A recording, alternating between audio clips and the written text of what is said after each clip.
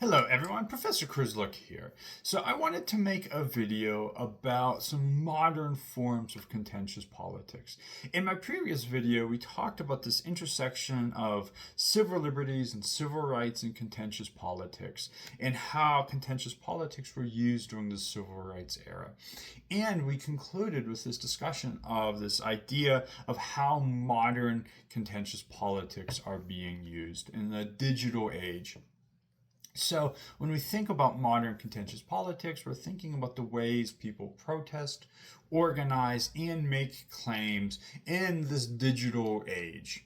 So, for this video, we're going to talk about the rise of digital activism, and we'll kind of explore some of the advantages and disadvantages because it does raise this question that we tackle within a democracy of, is online activism as effective as earlier, more traditional forms of protest like marches, sit-ins, and boycotts? So we know boycotts are still used today, but in this era, this age of digital activism, some of these earlier techniques certainly are not used as much as they are today.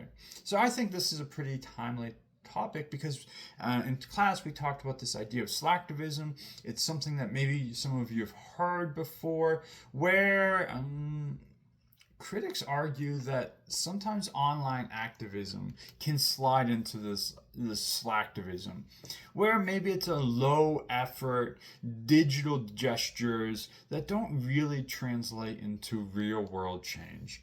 So let's think about these things. So we can start just a quick reminder of what is contentious politics.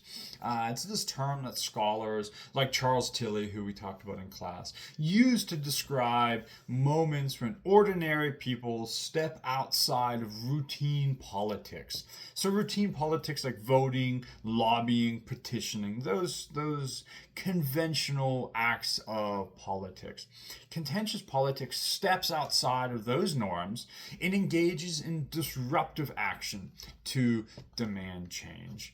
So historically, like our textbooks, like any American government textbook talks about, this has been used as means marches, sit-ins, boycotts, strikes, and demonstrations.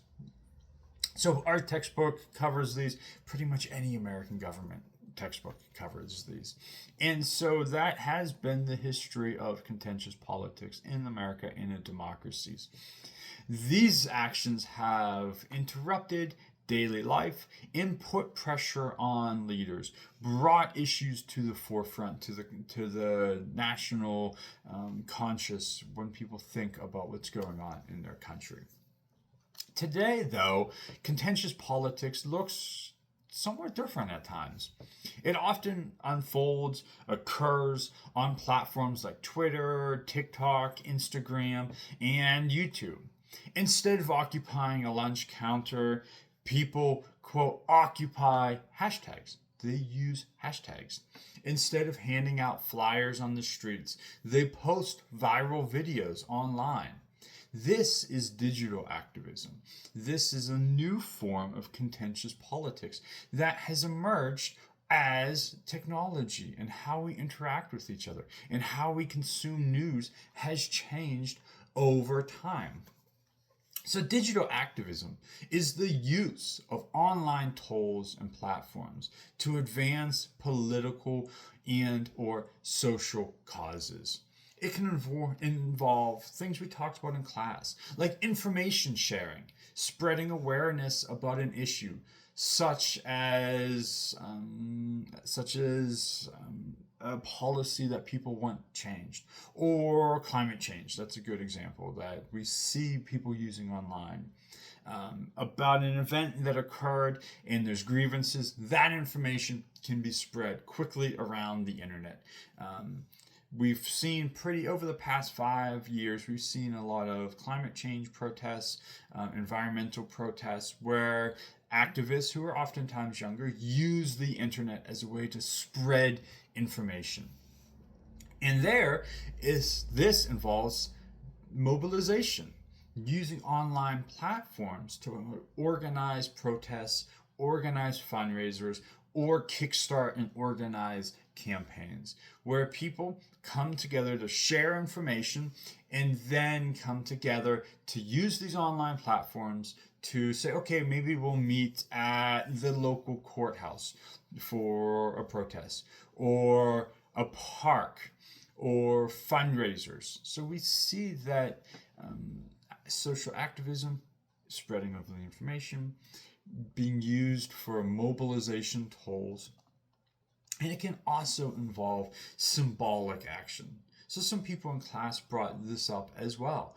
Changing a profile picture on their Instagram page, or on their Facebook page, or on their Twitter page, using a hashtag, or even signing online petitions. 5-10 years ago, you would be inundated with emails saying, sign this petition, sign this petition. We don't see that quite as much anymore. How useful that was maybe died down over the past 5 years.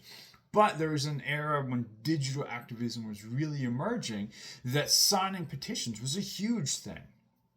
So digital activism became especially visible on the international stage during the Arab Spring, the Arab uprising in 2011, when platforms like Facebook and Twitter helped protesters in Tunisia and Egypt coordinate in demonstrations that toppled governments. Since then, in democracies in the US, online activism has shaped movements that maybe we're familiar with.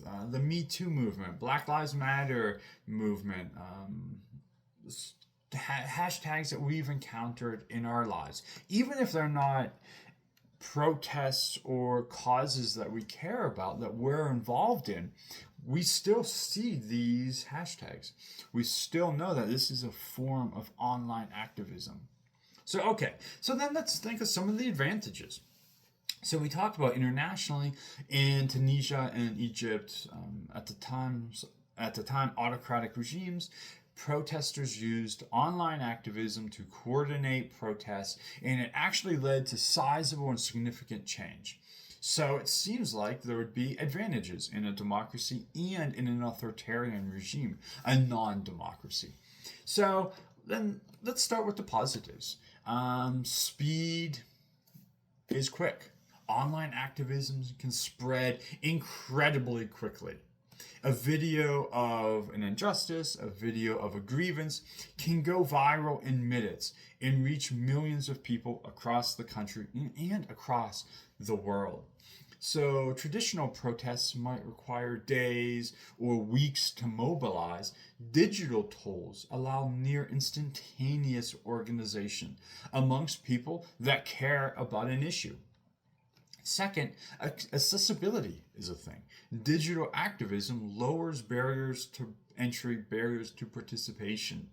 You don't need to travel to Washington, D.C. or a big city in your state to engage. Digital activism allows you to participate from your phone, really anywhere. And you can find causes that you're interested in. Whether it is anything across the political spectrum, you'll be able to find causes that you believe in and others who also believe in those same causes as you do. So accessibility in a way that maybe before it was harder to find smaller causes that you could get behind. The rise of digital activism allows people to find those smaller causes that maybe it would be hard to make connections. And so even if people are geographically distant, they can find others who are also wanting to voice their concern over issues. So there's also visibility and awareness. The movements like Me Too show how social media can amplify voices that maybe before didn't have that same access to an audience. The Me Too movement allowed survivors of harassment and workplace discrimination to find solidarity and to get their stories out, maybe in a way that historically those stories wouldn't have been able to get out. And of course, since we brought up the issue of Tunisia and Egypt, there's also this idea that online activism can have a transnational reach. Digital activism crosses borders pretty easily. Climate change activists is a good example of this, where activists, people interested in the environment, can connect around the world. So, or pro-democracy activists, like in the Arab Spring, where those across borders can connect to also say, hey, we want more democracy in our country. So in the early 2011, we saw this transnational reach of digital activism. So in many ways, digital activism has expanded the repertoire of contentious politics, making it faster, bigger, and more inclusive to different ideas that are brought into the movement. But there's absolutely some critiques, like that I mentioned at the outset. This idea of slacktivism. So we know that online activism is not without criticisms. Slacktivism. The idea that people engage in low effort, maybe just online gestures, like retweeting a hashtag, changing their profile picture, or signing a petition that appeared in your email without doing anything that really requires a lot of time or effort to really try to bring about change. And that's not to minimize making these gestures, but when we compare them against the historical work that went into contentious politics, clicking a like button or sharing something on your social media might feel good and feel like political engagement, but it may not actually pressure people in power to produce any change. It might not matter if you're in your small circle of friends and you all change your logo to something else to show solidarity. And it might feel good, but when we compare that against earlier forms of activism, it's probably, and it might not be as useful. So another critique of digital activism is fragmentation. Online activism can create thousands of micro movements, each with a hashtag, but without coordination, without leadership. That makes it harder to build sustained campaigns or achieve policy victories. So on one hand, it might be useful that digital activism allows you to find others who have similar interests and similar ideas, and you want to achieve similar goals. But it does create this fragmentation where there's not really a unified force, a unified voice. So we also know that there is also the problem of misinformation and manipulation. Social media, we know, spreads information quickly. It's one of the nice things about social media.